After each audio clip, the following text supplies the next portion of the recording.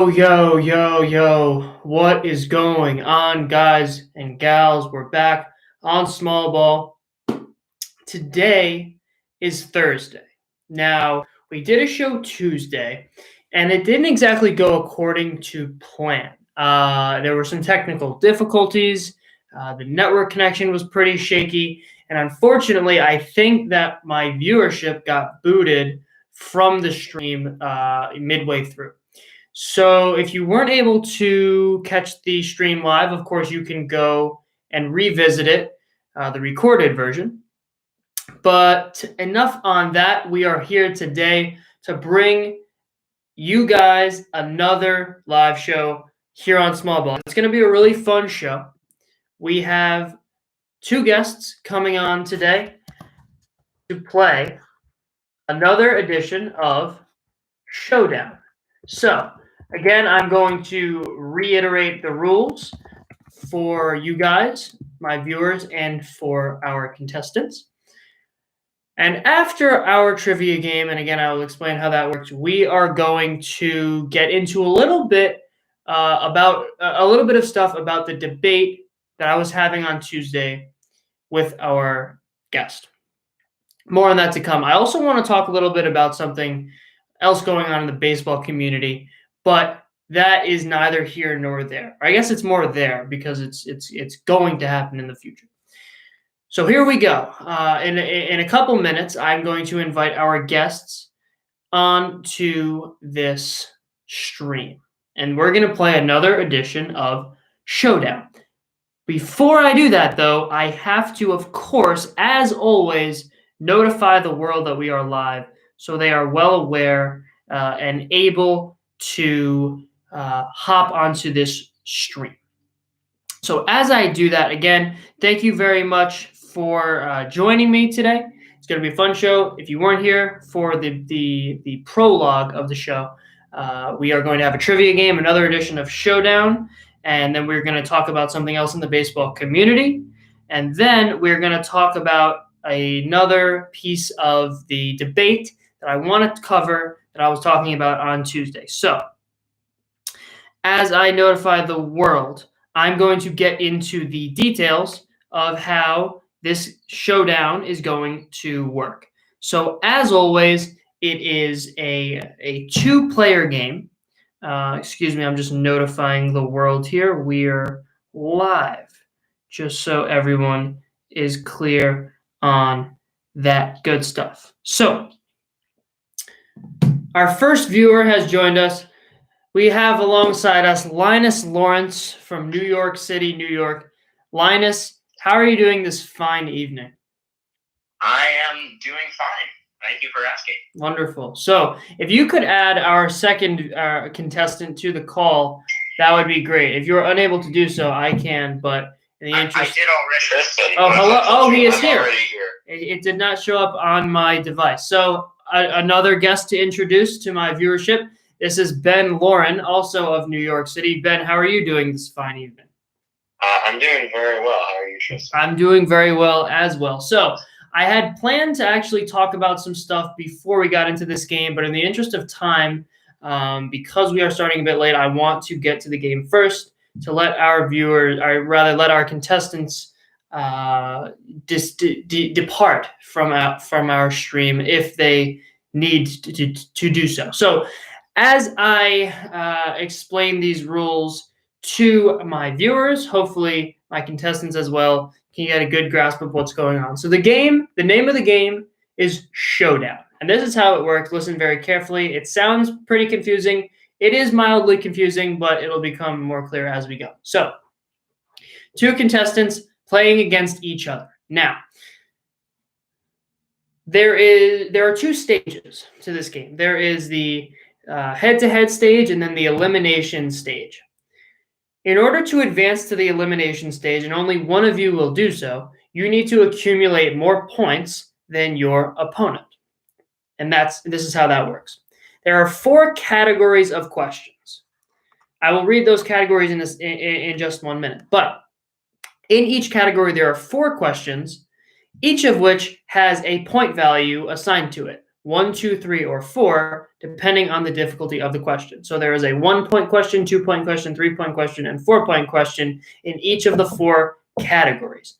You two will take turns picking questions to answer. If you get it right, you get that number of points.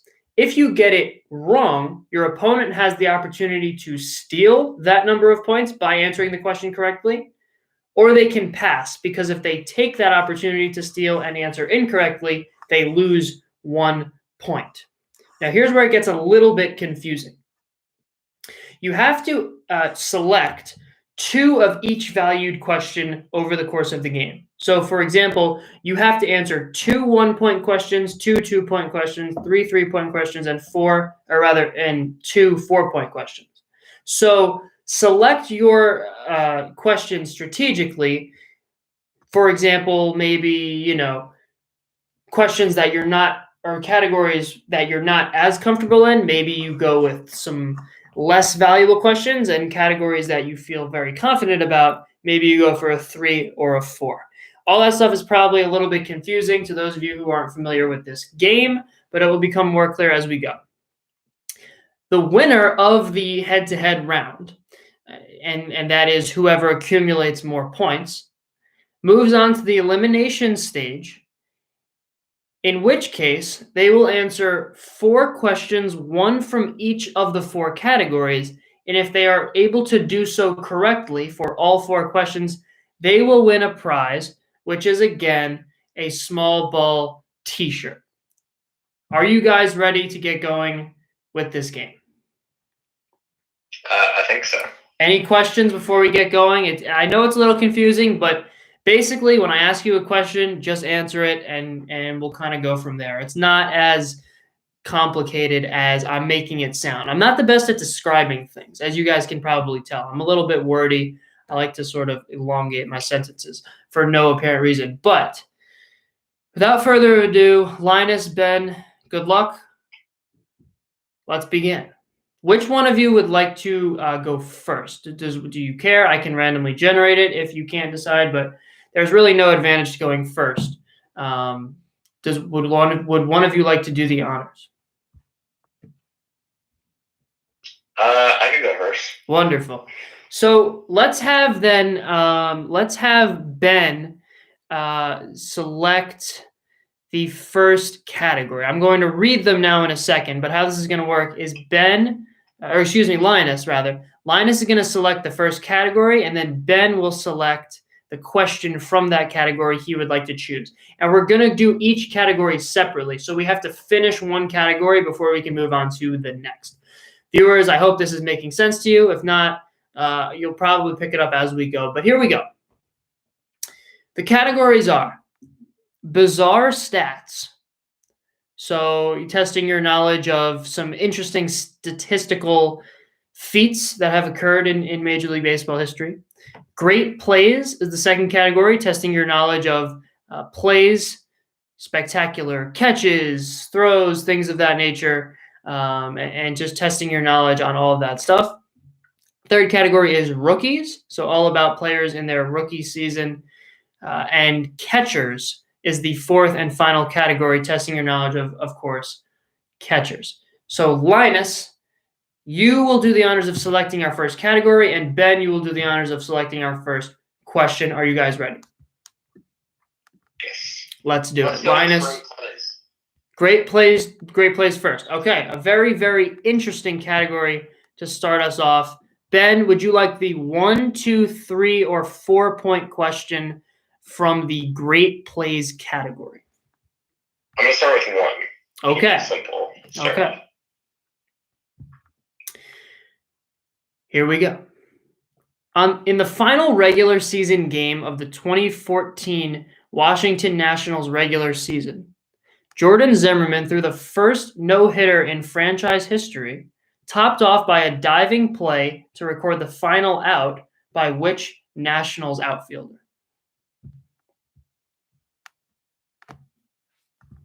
I am going to go with Bryce Harper. Bryce Harper is incorrect. So our first incorrect response of the day. Linus, you now have the opportunity to steal for 1 point, But if you answer wrong, you would lose 1 point, so you can pass if you so choose. What is your decision? I'm going to steal. Okay. Our first steal opportunity of the day. Linus, who made that diving catch to end the game in Jordan Zimmerman's no-hitter? Can you give me the year one more time? 2014. Was it Denard Span? That is also unfortunately incorrect. The correct answer was Steven Souza Jr. Steven Souza Jr. And I should say, didn't he go to the Rays? He did, yes. And I should say, I forgot to mention this. This particular edition of Showdown is a very expert-oriented edition. This is for two very well-booked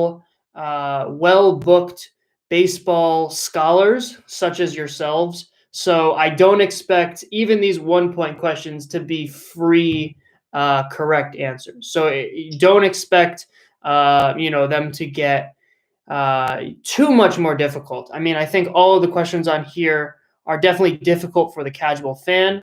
So we've had some editions of Showdown that are less difficult, I would say, overall. So, if half the questions are answered correctly, I would consider that impressive. So, off to. I remember the play. It was a line drive to left center field. Yeah. At National Park. It was, in fact, a great play, and that's why it fits into this category of great plays. So far, 0 to -1 in favor of Ben. So, Linus, you now have the next selection in the great plays category. Let's go for it. Okay. Ooh, a very aggressive selection to start us off. Here we go. Willie Mays made perhaps the most historically remembered catch in Game 2 of the 1954 World Series against which American League team?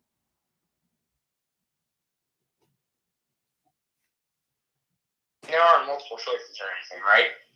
They only competed against one team in that World Series, so no. No, I mean, but it's not like there's like multiple like an A, B, C, D thing where I choose. No, it's not a multiple choice. I'm gonna go with the Yankees. Yankees is incorrect. So Ben, you of course now have the opportunity to steal if you would like for 4 points. If you answer correctly, it's -1 point, or you can pass. I'm going to pass. Okay, a very difficult question, and that's what makes it a 4. The correct response would have been the Cleveland Indians. That was going to be my next guess. Indians. Really? Yeah. I mean, these 4-pointers can get very tough. I should say that this won't come up until later, but the elimination round questions are all sort of in that 4 difficulty range. They're all pretty tough questions, and if you were able to answer all 4 correctly, you will win that prize. So we are still locked at 0 to -1 in favor of Ben, who now has the next question. Would you like 2 or 3? I'll go with 3. 3, okay. Ozzie Smith, in his career, has made many a fantastic play, but perhaps the greatest came when he was on his first team, which was which team, Ben? The first team. I don't remember him playing for another team, but I feel like this is going to be wrong, but I'm going to go with the Cardinals. The Cardinals is incorrect. Yes, many obviously think of him as a longtime St. Louis Cardinal, which he was, but he did play for one team before joining the St. Louis Cardinals. Linus, would you like to steal? Are you allowed to give the year that this was? The play? So what I can do actually. Just the year that you're referencing. Okay, so sure, I can do that. So what I will do is I will say that his tenure on this team, I'll give you that, lasted from 1978 to 1981, and in 1982 he joined the Cardinals and stayed with the Cardinals for the rest of his career. The play that I'm referencing occurred in 1981.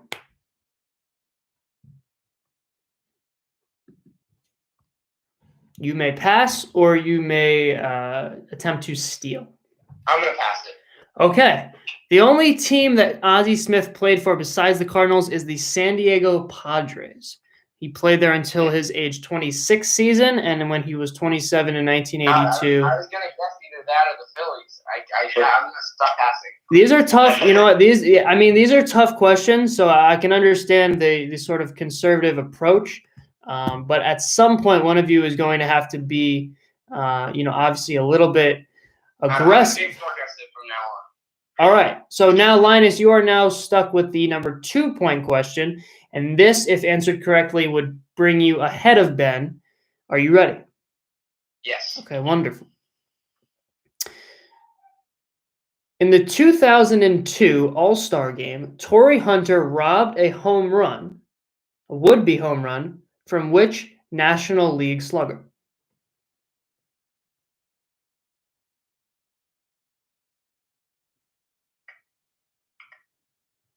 I'll say Bonds. Barry Bonds is the correct response. So the first correct response of the day, Linus on the board, or in the positives, I should say, now leads Ben 1-0. So a very tight contest at the end of round 1. Now, Ben, you will now pick the next category, and Linus will select the first question. So the categories, just to reiterate, are bizarre stats, rookies, and catchers. Let's do bizarre stats. That sounds fun. Bizarre stats. Okay, here we go. It is fun. It is very fun. Linus, would you like the 1, 2, 3? Okay, still very aggressive play to start off. Linus, which father-son duo, each of which recorded the same number of total home runs in their major league careers? I think it was, do I have to know both of their names? If you know what's your answer, and I will give you credit where I think credit is due. Fielder and his father, and I'm not sure I remember. I can tell you his father. Was it Cecil Fielder? Princeton Cecil Fielder is the correct response. Pulls one out of the hat. Linus with a 4-pointer brings himself into a bit of a commanding lead now, 5-0, but nothing out of reach, of course, for Ben. So Ben, 1, 2, 3, or 4 in bizarre stats. Our first correct 4-pointer of the day. 3, okay. In 2017, Tyler Olson amounted 20 innings pitched in relief and allowed 0 runs in the entire season as a member of which team?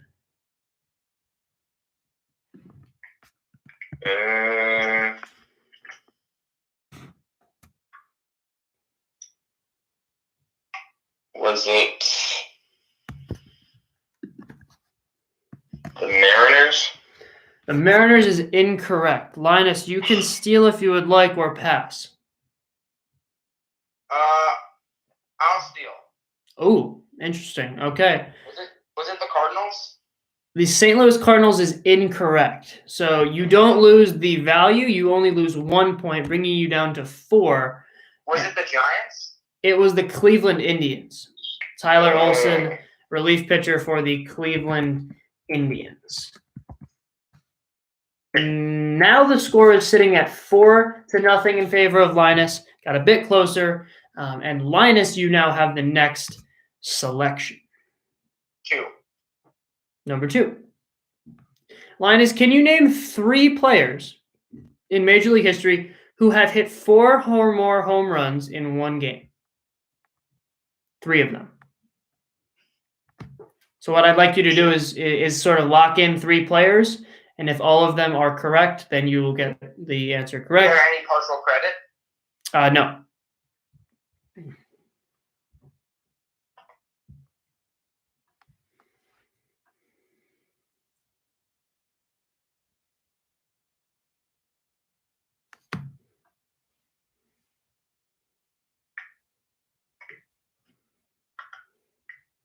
Gonna need an answer relatively soon.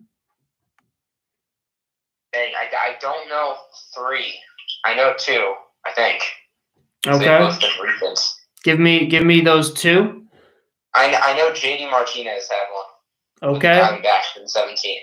And I believe Scooter Gennett had one in one of those years. Okay. And can you come up with a third guess?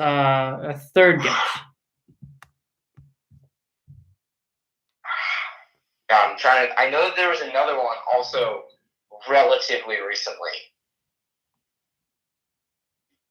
Like this year, I think there was one.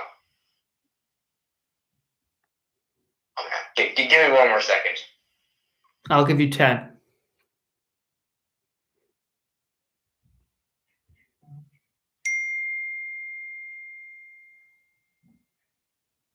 Did Eugenio Suarez have one recently? Unfortunately, he did not. That is an incorrect response. Ben, you could steal if you would like to do so.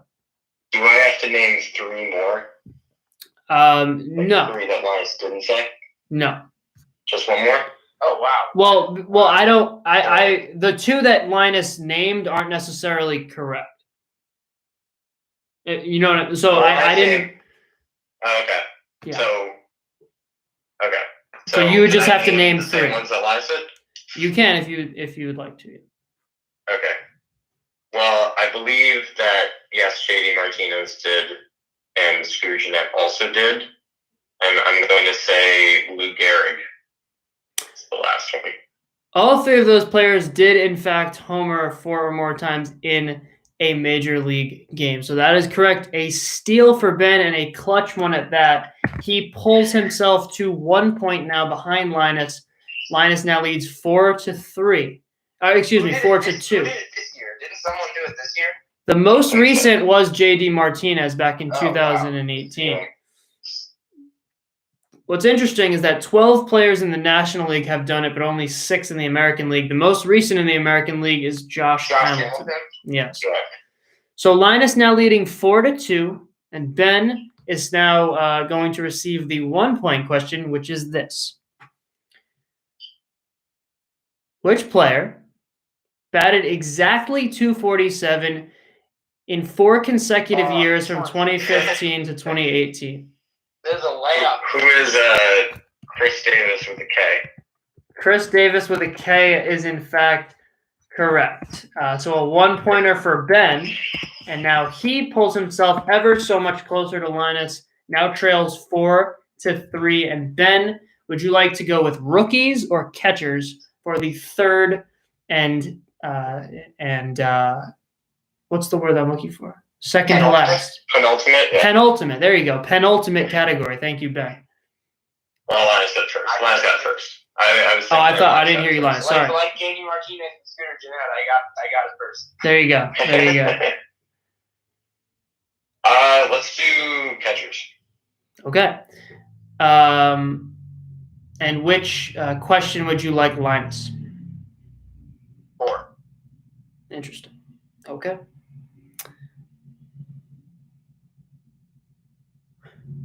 Yadier Molina was the starting catcher in Game 7 of the 2011 World Series for the St. Louis Cardinals when they played against the Texas Rangers.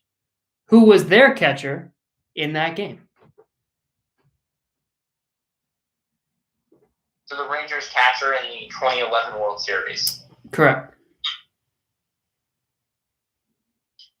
Starting between 2 people. I think Mike Napoli was on the Rangers, so I'm going to go with him. Mike Napoli is the correct response. A very clutch pickup there for Linus. That one? Yeah, no, I knew that. He will. Actually, Linus, the ones that you've gotten, I believe that I knew all of those. Well, so does this mean that Mike Napoli played on a World Series, a team that made the World Series 3 out of 4 years if he was there on 2010? You know that he was on the 2013.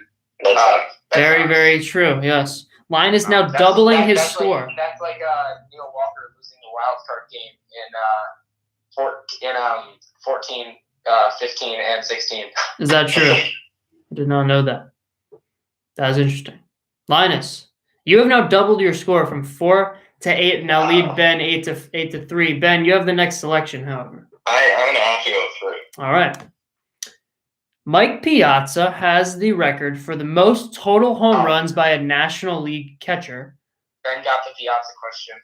Who has the most total home runs by an American League catcher? See, it wasn't a Piazza question. Yeah, it has very little to do with Mike Piazza. Mike Piazza is not the correct response. I have to go with Lou Gehrig. Oh my God, why did I say that? Wow, that was bad. I mean Yogi Berra.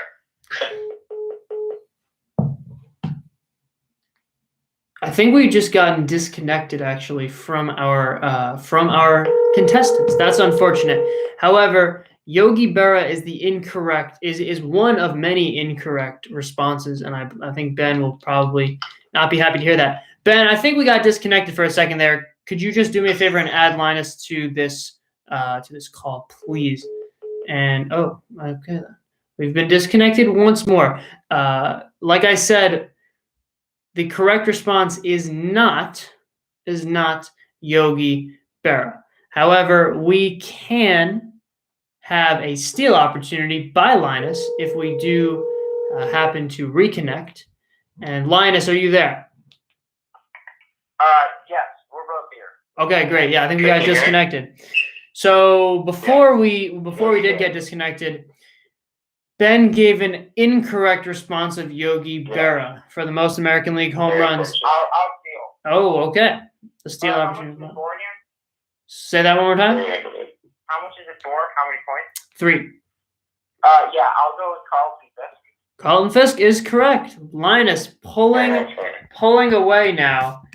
Leads Ben 11-3. Not out of reach, but Ben is going to need to get hot here at the end. So, Linus now leading by 8. Would you like the 2 or 1 point question? I'll take 2. Okay. Who caught the most games for the Seattle Mariners in 2019? Wow. Well, I know that they have that catcher, but I don't know. I feel like he wasn't there for most of the year. He got traded to someone else.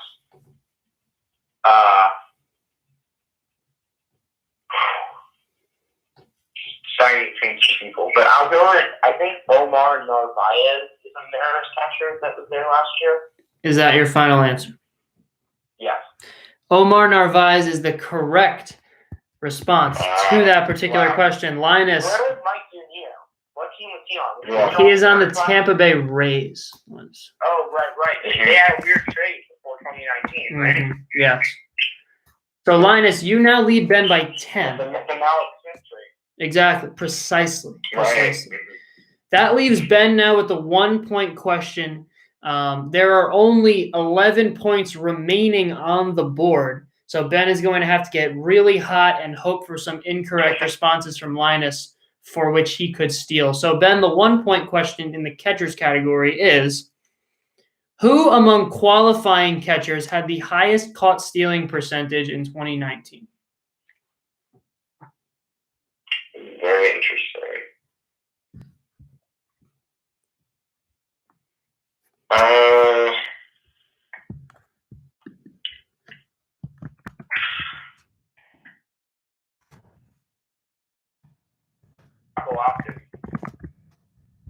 Yeah. I'm gonna need a response.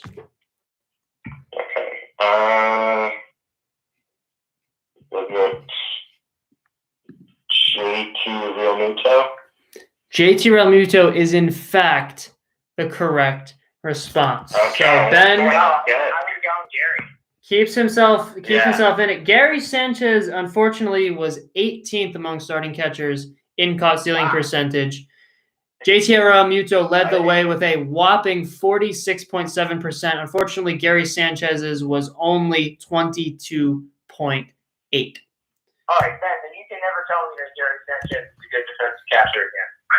Hey, he got back to he's got some training, you know. That is a story for another day, but I would really love to discuss that at some point. Ben, you are now trailing by 9, going into the final category, which is rookies. Linus in the lead, 13-4. So not out of reach by any stretch, but Ben, you are going to need some help. Would you like the 1, 2, 3, or 4-point question to start us off, Benjamin? Is there a Linus's question? No, it's yours. Linus had the first one last time. Oh, okay. I'll do 4. Okay. Jamie Moyer, left-handed pitcher, played for 7 teams in his major league career.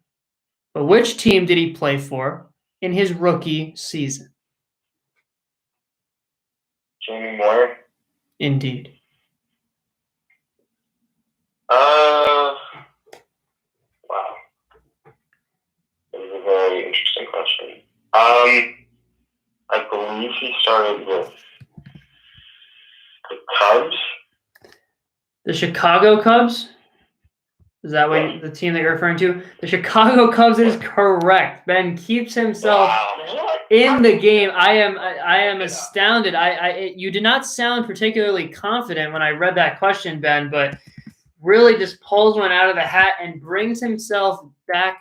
I think he pulled one out of baseball reference. You know what? This is one of the difficulties with this game. I am trusting that you guys are keeping it clean.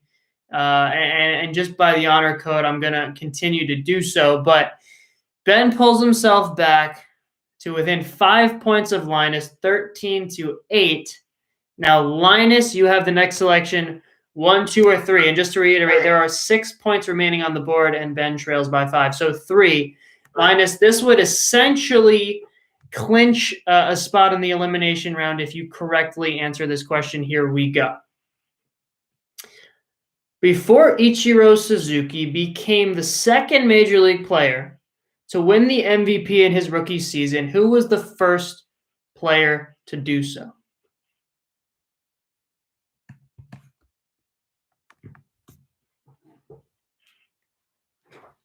The first player to win MVP their rookie year. Correct.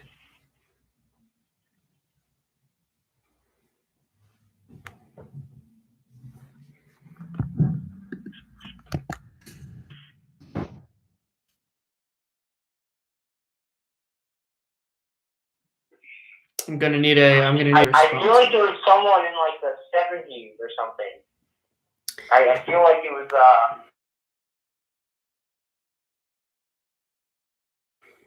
something, or like the Reds, one of those like big red machine teams.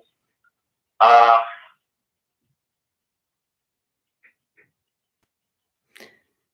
go out on a limb and say Willie McCovey. Willie McCovey is unfortunately incorrect. So that sets up a steal opportunity for Ben if he would like it. Oh, I think I know who it is. Keeping in mind, Ben, that you are down by 5. And this is the 3-point question, so there is only the 1 and 2-point question remaining. It's going to be very difficult for you to claw your way back if you do not attempt to steal here. But what is your decision, Ben?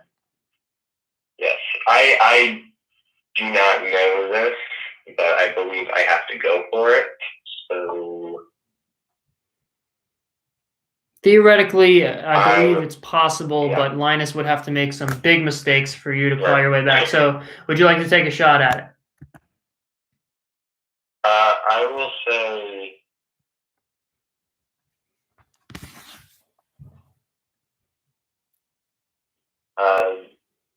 Johnny Bench.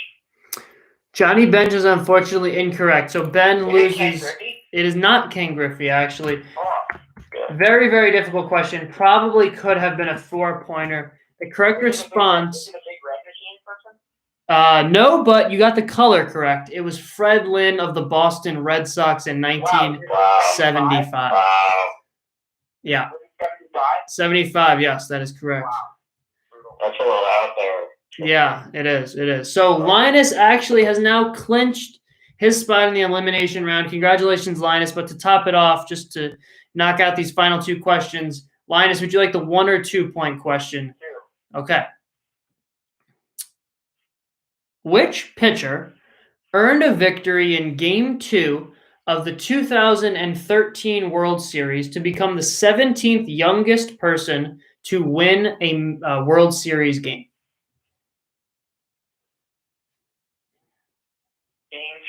2013. That is correct. Boy. All right, so it's going to be Cardinals or Red Sox. And I have no idea who won that game. I think it was the Cardinals.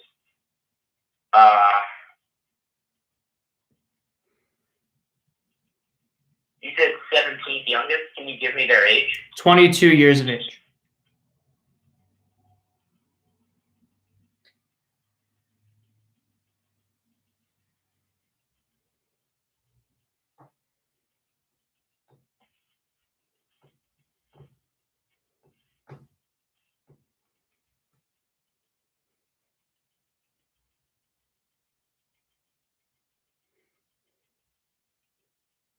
Gonna need an answer. Wow, I have no idea. I'll say Waka, but I think he's older than that. So I'll say Waka. Michael Wacha, is that who you're referring to? Yeah. Michael Wacha is actually correct, Linus. Very, very good. Wait, Michael, so you're telling me that he's only like 29 now? Math would indicate that that is correct. Yes, I believe. Wow. I believe he was 22 in that season. And here I am. The Mets got like a 39-year-old. Wow. That is true. Currently of the New York Mets. And then Ben, just to top it off, the 1-pointer from the rookies category is which player won the first Rookie of the Year award ever handed out in 1947 as a member of the Los Angeles Dodgers. And a quick note, there was only one Rookie of the Year handed out for the entire league back in 1947, not one for each league. So there was only one winner that year. Jackie Robinson. Jackie Robinson is, in fact, correct. The first Rookie of the Year in Major League history. So, Linus, congratulations. You have advanced yourself to the elimination round. Ben, a valiant effort, but definitely stay put, Ben, because Linus can phone you for one of the 4 questions if he chooses to do so. So, Linus, prepare yourself. And again, if you are able to answer all 4 questions correctly, you will win a small ball t-shirt. Linus, are you ready? I'm ready. Okay. You can choose the order. Are these an increasing difficulty? They are not. They are all in that 4-pointer sort of range. Yeah.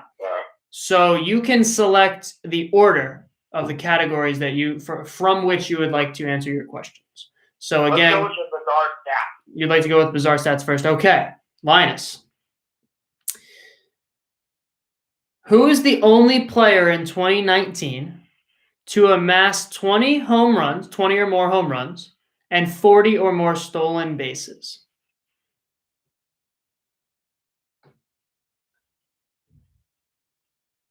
Or more home runs and 40 or more stolen bases. Indeed. Now, if I phone Ben, yes, does that mean that we can talk about it together, or just that then I defer my answer to him? You can talk about it. Sure.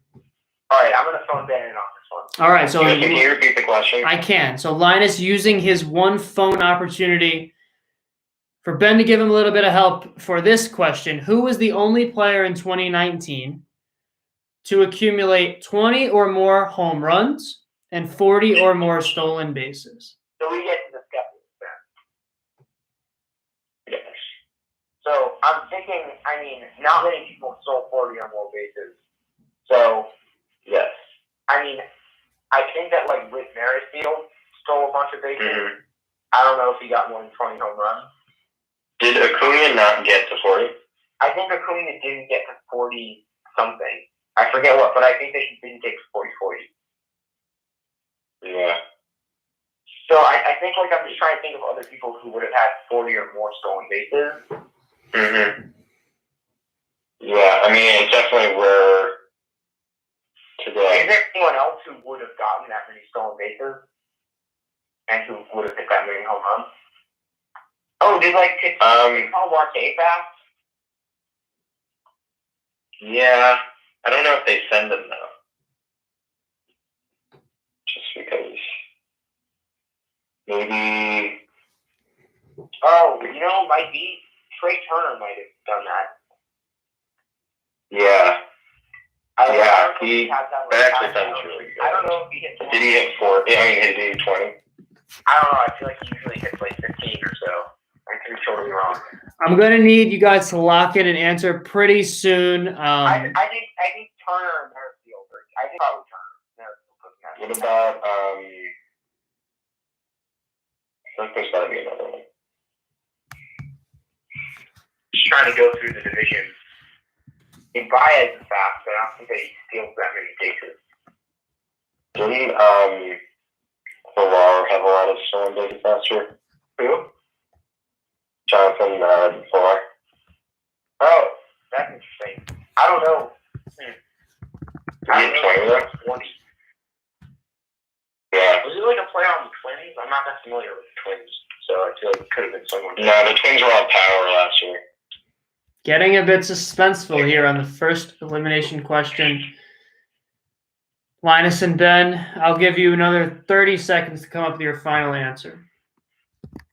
Oh, was it like a White Sox player or something? I don't know. I'm trying to. Who was the guy who hit like 60 home runs for the Royals this year? No, he's a catcher. You can't. Oh, where? No, Yeah. yeah. Oh, I thought you meant. Yeah, no, Soler. He's not. He's a catcher. No, he's an outfielder. Isn't he? He is? Yeah, on the Royals. Forehand? Soler. Yeah. I'll give you another 10 seconds. Gotta lock something in here. Talk about it. Let's go Turner, right? Yeah. All right, we're gonna go with Trey Turner. I'm sorry, guys. That is unfortunately. Is it one of the people we mentioned? You briefly mentioned him. Trey Turner was close. He had 19 home runs and 35 stolen bases. So very close in both categories, but neither one amassing that number that we're looking for. The only 3 players last year to steal 40 or more bases were Malik Smith, Adalberto Mondesi, and the correct answer to this question, Jonathan Villar, who hit 24 home runs and stole 40 bases. So you briefly mentioned him, but unfortunately we're not able to come up with the correct response. We are still going here, however, guys. When Linus, however many of these questions you answer correctly, you will accumulate 1 small ball point for each correct answer. And if you don't know what that means, I will explain that afterwards. But Linus, unfortunately, you will not be going home with the grand prize, but still going here. We have 3 more questions to answer. All right. Great plays, rookies, or catchers? Let's do catchers. All right. In 2007, which National League catcher was able to win both the Gold Glove and the Silver Slugger awards? Molina. Yadier Molina is incorrect, actually. Cool. The correct response was Russell Martin of the Los Angeles Dodgers. What team was he? Was that a Pirates? Los Angeles Dodgers. Wow. Yadier Molina was able to accomplish that feat in 2012, actually. Got it. So would you like to top it off, or not top it off? Would you like next to go to great plays or rookies? Rookies. Okay. Ben could have definitely helped you out with this question. It is a Yankee related question, but unfortunately you used your phone already. So Linus, Hideki Matsui in Game 6 of the 2009 World Series totaled 6 RBIs, the final 2 of which were hit off of which current Yankee and then rookie pitcher? What year? 2009. 2009. Got it. So I do know this. it was that you do? Yeah. Got it. So they played the Phillies in that World Series. That is and correct. The current Yankee pitcher? A current Yankee pitcher, yes. It's got to be Happ, right? J Happ? J Happ is the correct response. It was not his first season, 2009, but it was his official rookie season, I knew that he was on the 2009. Phillies back then. Yeah, I think that's an interesting little fact. He pitched some games against the Mets.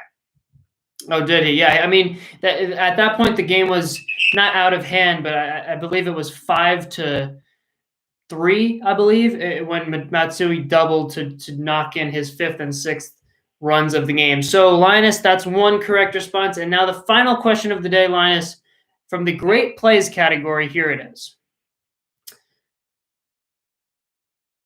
On June 13th, 2012,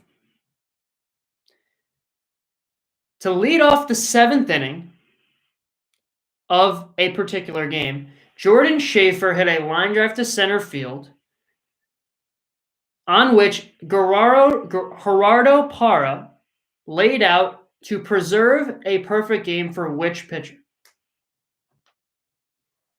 2012? Yeah, June 13th. All right. Well, I think Parra was on the Giants. And so that leads me to believe that it was either Lincecum or Kane. I think Kane had a perfect game too. Are you allowed to tell me where it was? What do you mean by where? Like where this took place? Like geographically speaking? Yeah. Or just what team they were playing? It took place in AT&T Park in San Francisco, California. And can you tell me who they were playing by any chance? They were playing against, I believe, if I'm not mistaken, I don't know, but I think it was the Cleveland Indians. I'm going to look that up. Wow, an interleague game? I believe so. I could be wrong about that. It was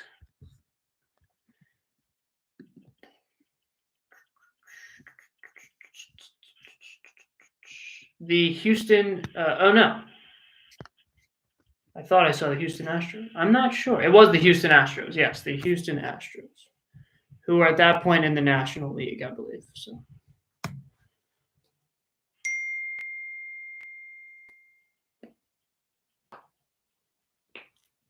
Do you have an answer, Linus? I will say, I think I gotta go Lincecum. But it's either Lincecum or Kane, so I'll go Lincecum. Unfortunately, it was Matt Cain. You picked the wrong one. Lincecum never threw a perfect game in his career. I figured that Lincecum threw 2 no-hitters, I think. Yeah, He did. Those are more likely. So I He figured did. I'd have a 2/3 chance. Matt Cain was the one to throw the perfecto. However, it was a very, very exciting play. The first out of the 7th was one of the best catches I have personally ever seen. Linus and Ben, congratulations on a very, very good performance today on Showdown, a fan favorite of the show. Linus, you will be going home with 2 small ball points for both, 1 for appearing on the show and 2 for answering the rookies question correctly. And Ben, you will receive 1 as well for appearing on today's edition of Showdown. Thank you guys very, very, very, very, very, very much. Before you guys leave us, I would like to ask you a simple question. Simple but loaded question. On Tuesday, I spoke with our guest Calder Glassman about our top 10 center fielders, and we had a bit of a disagreement for our top center fielder in Major League Baseball. Of course, myself going with the less traditional response of Cody Bellinger over Mike Trout. Linus and Ben, I would like to get your take on the Bellinger versus Trout debate in terms of their abilities at this current moment. So whichever one of you would like to talk first, it doesn't matter to me, but who would you take right now, Mike Trout or Cody Bellinger, and why? Mike Trout. For what reasons? I would take Mike Trout in a heartbeat because I think he is this generation's best player, first off. I think he's just entering his prime now. And I think although he has had some injury problems in the past, I think that he more than makes up for it. I think that possibly if he was on a team like the Dodgers instead of Bellinger, if they had switched places, this would be a different discussion. And I don't think Bellinger would be, in the same conversation as Trout. Okay, Linus, what are your thoughts on that question? Yeah, I mean, they're both great players. I would also take Trout, but I think that it is actually pretty close, I think, when you look at, in a single season. Because Bellinger is a really good fielder. He has a really good arm. Yeah. And he runs fairly well. I think that Trout is, the best player there is in baseball right now. But I do think that if you look at, 2019 on its own, they're pretty comparable. But the reason why I wouldn't, if you told me right now that I could have a person on my team for the next however many years, it really isn't all that close because Bellinger's really only done that for one season. Trout's now done it for, 7 or 8? So I just think that the consistency is there with Trout in a way that it's definitely not with Bellinger or anybody else. Understood. Yeah, thank you guys very much for your input. We're definitely going to revisit this discussion at a later date and perhaps multiple later dates. Obviously, some stuff left to discuss on that front. Linus and Ben, thank you guys so much for joining me today on Small Ball. Always welcome back if you ever are willing and looking to do so. Congratulations again on a strong performance on Showdown, and I hope you guys have a nice rest of your night and weekend. And again, if you ever want to return to Small Ball, please let me know because it was a lot of fun having you guys. So thank you guys very much. Thanks, Tristan. Of course. So a very big thank you again to Linus and Ben for joining us. So just to top off the show, we have a couple minutes left. I want to talk about something because there's obviously no Major League Baseball currently being played. But the other day, Tuesday to be exact, the KBO, Korean Baseball Organization, started their season with 5 games being played. Each of the 10 teams played their season opener. Now, to my viewers, this is not really a request because it's not, I really don't have a vested interest in what you guys do with your free time. But I would ask you and recommend to you that you give the KBO a legitimate chance. Because I was watching, the first game started at 1:00 a.m. Eastern time on Tuesday. And I put on the game. It was the NC Dinos against the Samsung Lions. That's what was being televised in the United States on ESPN. The quality of baseball, I shouldn't say the quality, but the style of baseball being played was, for me personally, even more enjoyable to watch than that of the Major League baseball games being played at this current moment. It reminds me, and I wasn't alive 50 years ago, but from what I understand, it reminds me a lot of how Major League Baseball was played around 40 to 50 years ago. It's a lot more fundamentally sound. It's a lot faster of a pace without sort of cutting out, sort of important details, if that makes sense. The strikeout rates are way, way, way, way, way down. The aggressiveness, the action on the base paths is way, way, way up. A lot more stealing, a lot more extra bases. I've seen multiple guys tag from first on fly balls to advance to second base. It seems like the culture of the KBO is a lot more, again, fundamentally driven, sort of driven by run creation in the United States. We've seen the home run sort of age now and the analytics age for that matter. And you guys know my opinions on analytics and what they have to do, with the enjoyment of the game, but also what they have to do with sort of the success of a team. And that's a story, again, for a later date. But I really would recommend giving the KBO a shot because it was a lot of fun. It was a really, really cool couple of games I've been watching, the last couple of days. I would really recommend, if you're a baseball fan, to definitely check it out. And I've heard a lot of people say that they don't know the players. So on that front, they can't get invested and interested in the KBO. That argument makes no sense to me. Please, somebody explain that to me if you have a legitimate argument that coincides with that theory, because this is live baseball being played and a very, very high level of live baseball. It's a notch below the major leagues for sure, but very, very entertaining games the last couple of days. I would highly, highly recommend checking it out. And if you really feel like you need to know the players, then learn who they are, because that's really not that difficult either.